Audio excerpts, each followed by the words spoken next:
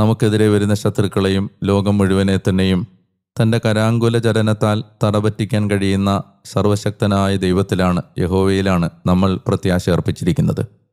ബൈബിളിൻ്റെ മുഴുവൻ രക്ഷാകര ചരിത്രത്തെയും തമ്മിൽ ബന്ധിപ്പിക്കുന്ന പ്രധാനപ്പെട്ട ഒരു ഇതിവൃത്തമായിരുന്നല്ലോ ട്രസ്റ്റ്, ദൈവാശ്രയം. ഈ രക്ഷാകര യാത്രയുടെ ഓരോ ഘട്ടത്തെയും വ്യത്യസ്തതയുള്ളതാക്കി മാറ്റിയത് ഈ ആശ്രയത്വ മനോഭാവം ആയിരുന്നു.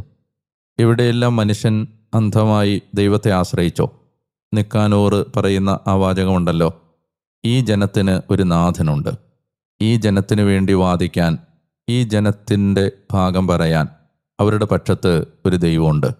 ഈ ദൈവത്തെ അന്ധമായി പൂർണ്ണമായി ആശ്രയിക്കാൻ കഴിയുന്ന ഒരു ഇടത്താണ് ഈ രക്ഷാകര യാത്രയിലെ ഏറ്റവും മനോഹരമായ എപ്പിസോഡുകൾ നമ്മൾ കണ്ടെത്തിയത്. അത്തരമൊരു ചരിത്ര വിവരണമായിരുന്നു നിക്കാനോർ